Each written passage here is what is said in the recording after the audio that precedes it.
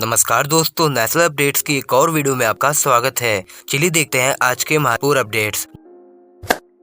दोस्तों पहली अपडेट मध्य प्रदेश से है, जहां दोस्तों मध्य प्रदेश में बीना रिफाइनरी ने कहा है कि ये मध्य प्रदेश के सागर डिस्ट्रिक्ट में 1000 बेड का टेम्परेरी हॉस्पिटल, इसका निर्माण कार्य इन्होंने शुरू कर दिया है। दोस्तों बीना रिफाइनरी को ओमान और भारत ने मिलकर स्टैब्लिश किया था और इस रिफाइनरी में भारत के BPCL की अच्छी खासी स्टेक है। इसके अलावा इस रिफाइनरी में अपने स्टेक को बढ़ा दिया था।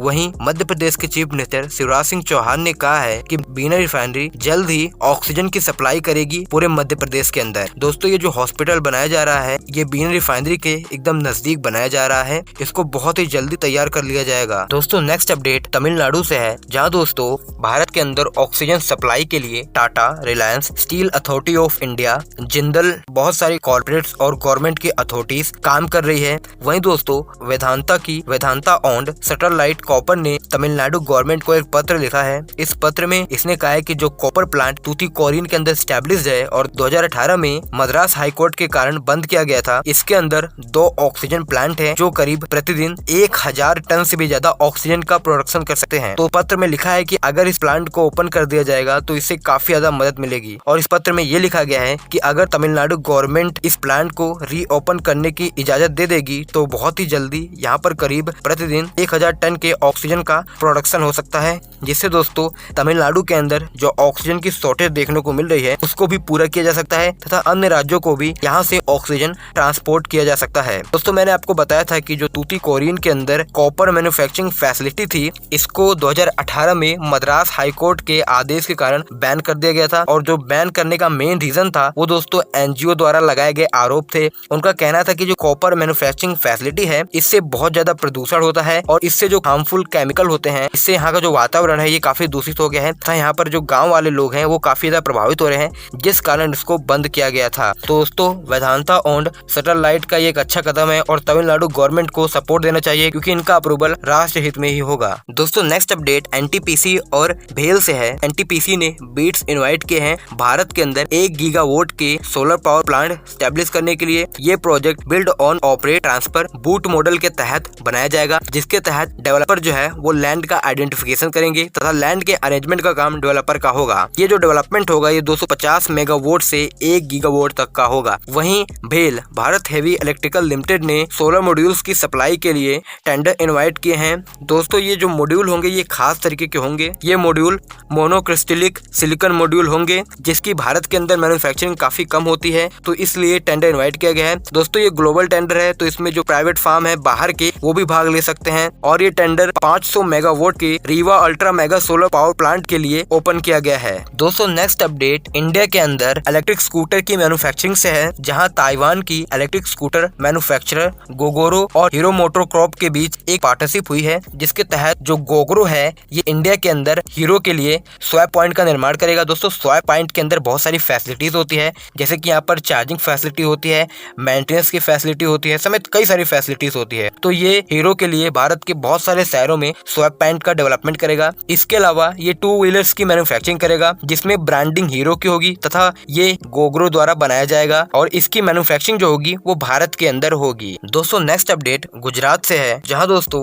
रेन्यू पावर ने अनाउंस किया है कि इन्होंने 105 मेगावाट के सोलर प्रोजेक्ट को कमीशन किया है गुजरात के अंदर। दोस्तों इस प्रोजेक्ट को पाटन डिस्ट्रिक्ट गुजरात के अंदर सेटअप किया गया है। करीब इसको 25 साल के पावर परचेस एग्रीमेंट के तहत गुजरात ऊर्जा विद्युत निगम और रेन्यू पावर के कॉन्ट्रैक्ट के तहत बनाया गया है। दोस्तों next update Mahindra and Mahindra से है, जहां दोस्तों महिंद्रा एंड महिंद्रा इंडिया के अंदर एक लार्जेस्ट ट्रैक्टर मैन्युफैक्चरर है। इन्होंने कहा है कि हम इंडिया के अंदर जो ट्रैक्टर है इनकी डिमांड बढ़ने के कारण नई मैन्युफैक्चरिंग फैसिलिटी स्टैब्लिश करने वाले हैं। इनका जो स्वराज मॉडल है इसकी मांग बहुत ज्यादा है। इसके तहत ये 50 एकड़ लैंड, इस नई फैसिलिटी के एस्टेब्लिशमेंट में करीब 50 एकड़ लैंड की रिक्वायरमेंट है। इसके लिए दोस्तों ये पंजाब के अंदर 50 एकड़ लैंड ढूंढ रहे हैं। इन्होंने कहा है कि पंजाब ट्रैक्टर मैन्युफैक्चरिंग के लिए सबसे बेहतर क्षेत्र है। इन्होंने कहा है कि ये नई ट्रैक्टर मैन्युफैक्चरिंग फैसिलिटी होगी, यहाँ पर करीब 50,000 ट्रैक्टर प्रति वर्ष मैन्युफैक्चर हो सकेंगे तथा इस नई फैसिलिटी को स्टैब्लिश करने में 250 से 300 करोड़ का खर्च आएगा।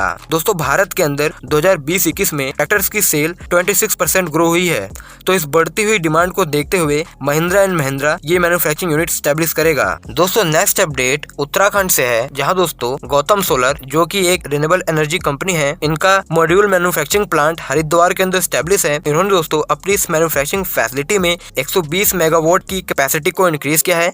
यहाँ पर ये सोलर मॉड्यूल्स की मैन्युफैक्चरिंग करते हैं। अब इस प्लांट की टोटल कैपेसिटी 250 मेगावाट हो गई है। दोस्तों कंपनी ने कहा है कि जो हम ये कैपेसिटी को इंक्रीज कर रहे हैं ये भारत की सोलर प्रोडक्शन इंसेंटिव के कारण हो पाया है। इसके अलावा दोस्तों 2 हफ्ते पहले भारत सरकार ने PLI इंसेंटिव करीब 4500 करोड़ रिन्यूएबल एनर्जी के क्षेत्र में भी अप्रूव किया है। यानी कि दोस्तों भारत के अंदर जो भी सोलर मॉड्यूल्स की मैन्युफैक्चरिंग है इसको प्रोत्साहित किया जाएगा। ये जो इंसेंटिव है ये उन्हीं कंपनियों को दिया जाएगा जो भारत में उन मॉड्यूल्स की मैन्युफैक्चरिंग करेंगी जिनकी भारत में मैन्युफैक्चरिंग एकदम रेयर है या बिल्कुल भी नहीं है, तो उन्हें ही ये इंसेंटिव दिया जाएगा। इसके लिए जल्द ही बीट्स इन्वाइट किए जाएंगे NTPC द्वारा। दोस्तों नेक्स्ट अपडेट टिकटॉक से है, जहां दोस्तों आपको पता होगा कि चाइना की ByteDance own TikTok app India के अंदर फास्टेस्ट ग्रोइंग एप्लीकेशन था in term of short video, और इसने भारत के अंदर अपना काफी अच्छा खासा मार्केट बना लिया था और ये बहुत ही जल्दी यूट्यूब को भी टक्कर दे सकता था भारत के अंदर एक्टिव यूजर्स के मामले में। इसके भारत में इतनी ग्रोथ का जो मेन रीजन था वो ये था, ये Tier 2 और Tier 3 सिटीज यहाँ के लोगों को भी टारगेट कर रहा था। जबकि दोस्तों अभी यूट्यूब का प्रसार भारत के अंदर मेगा सिटीज, स्मॉल टाउन यहाँ सब पर है, लेकिन इसका टारगेट पूरे भारत में था, हर क्षेत्र में था। इसकी ग्रोथ में रुकावट का सिर्फ एक ही कारण है और वो है भारत के अंदर इसका बैन। तो भारत के अंदर इसका बैन जैसे ही लगाया इसका लगभग मार्केट खत्म ही हो गया। इसके बाद दोस्तों इंडिया में बहुत सारे ऐसे शॉर्ट वीडियो ऐप आए हैं जिन्होंने काफी अच्छा परफॉर्म किया है, लेकिन अभी भी ये टिकटॉक को टक्कर नहीं दे पाए हैं। इसमें दोस्तों MX टकाटक, मौज, रोपोसो और जोश है। दोस्तों इन एप्लीकेशन ने टिकटॉक यूजर्स के 97% अकाउंट को अपने प्लेटफॉर्म पर ले लिया है। कुल मिलाकर जो ज्यादातर टिकटॉक के इन्फ्लुएंसर थे वो सब इन ऐप पर आ चुके हैं। चलिए दोस्तों कुछ स्टार्टअप अपडेट्स देख लेते हैं, जहां दोस्तों Indian crypto currency platform CoinSwitch कोपर इन्होंने दोस्तों करीब $25 मिलियन की फंडिंग रेज की है from US based investor firm Tiger Global Management, तथा दोस्तों इनका वैल्यूएशन इसी के साथ $500 मिलियन हो चुका है। ये भारत के अंदर एक ऐसा स्टार्टअप है जिसको 2007 में फाउंड किया गया था। इसको आशीष सिंघल, गोविंद सोनी, विमल सागर तिवारी द्वारा फाउंड किया गया था। यहाँ दोस्तों कई प्रकार की क्रिप्टो करेंसी उपलब्ध है जिनको लोग खरीद सकते हैं इनके ऐप के द्वारा।